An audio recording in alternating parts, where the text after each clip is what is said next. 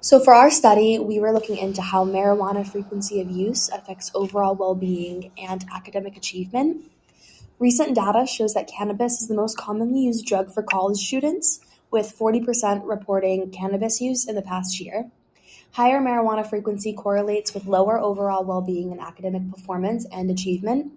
And conflicting studies say that cannabis users had higher GPAs, aims, and goals for their future, and an internal belief that they were going to succeed. This is relevant because with the recent legalization of marijuana coupled with the chronic stress that students experience, this is becoming more popular and more of an issue to focus on. Our research question was, how does the frequency of marijuana usage impact overall well-being and academic achievement among college students? And our hypothesis is that higher levels of frequency usage negatively affects well-being and academic achievement, as well as lower well-being will negatively affect academic achievement. So as for our methods, we had 44 participants. 61 were female, 31 were male, and 8 non-binary. The mean was 24.47, and standard deviation was 5.44, and the ages ranged between 21 to 50. And all of our participants were part of the psychology department at the University of Massachusetts, Dartmouth. As for demographics, we asked for age, ethnicity, GPA, gender, household income, and grade level. Participants were recruited via incentivized extra credit opportunities in their current psychology classes. And as for scales, we had the marijuana problems inventory, which asked questions within frequency, severity, and impact of use. For example, notice the change in your personality, and it was 29 items with 5-point Likert scale. And then for well-being, we measured with a psychological general well-being index shortened, 6 items and a 6-point Likert scale. And the questions were about depression, positive well-being, anxiety, vitality, and general health. And then as for academic achievement, we use the psychological functioning educational subscale, which was 15 items and 7-point Likert scale. And it was asking questions about academic engagement and performance. We used SPSS for our data analysis, and we had a controlled age group of only 21 or older. We used the tests, the bivariate Pearson correlation, a simple regression analysis, and then we tested between variables of marijuana dependency, well-being, and academic achievement. So for our results section, we found a significant positive correlation between marijuana frequency and academic achievement, meaning that the more marijuana you smoked or consumed, the higher academic achievement you would have.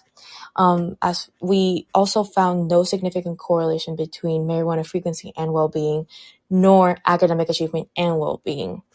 So we also had to conduct a simple linear regression to understand the strength of the relationship.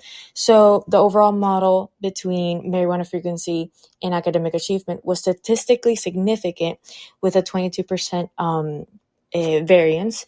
And a second linear regression was also conducted to conduct whether marijuana frequency predicted well-being, but this statistical model was not significant.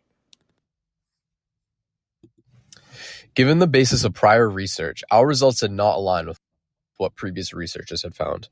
Instead, they had found that marijuana usage often links to poorer academic outcomes.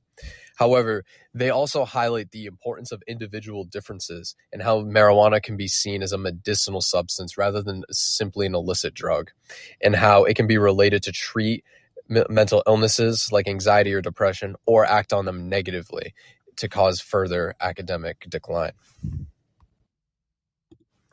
Although the majority of research states that marijuana has a negative effect on academic achievement, there is still plenty of studies that indicate that it can have a positive effect on certain individuals and can temporarily improve mood, increase cognitive health, and physical health. Some of the possible reasons why we could have found this was that our sample size was made up of only marijuana smokers, which could have skewed our sample population. Another reason is that with the rise of ADHD, anxiety, and depression diagnoses in today's world, these are seen as vulnerable populations that are very susceptible to substance use.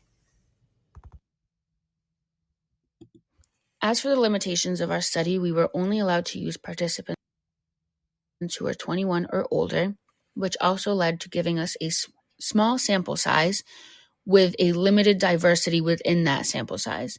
We also had to replace missing data values with averages using SPSS. And along with that, we also had a social desirability bias, as the Qualtrics test was self-report, and we could not test for confounding variables.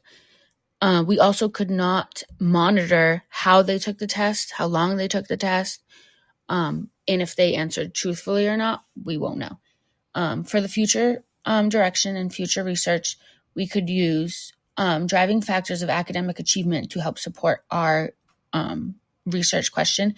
And we could also test for other substances that may also affect our academic achievements of the students. We would also like to have a larger and more diverse population for our sample so that we could broaden our results. And we would also like to ask why some are affected more negatively, positively, or not at all. And it would also be helpful to account for mental illnesses in future research, as it would help to further analyze the results.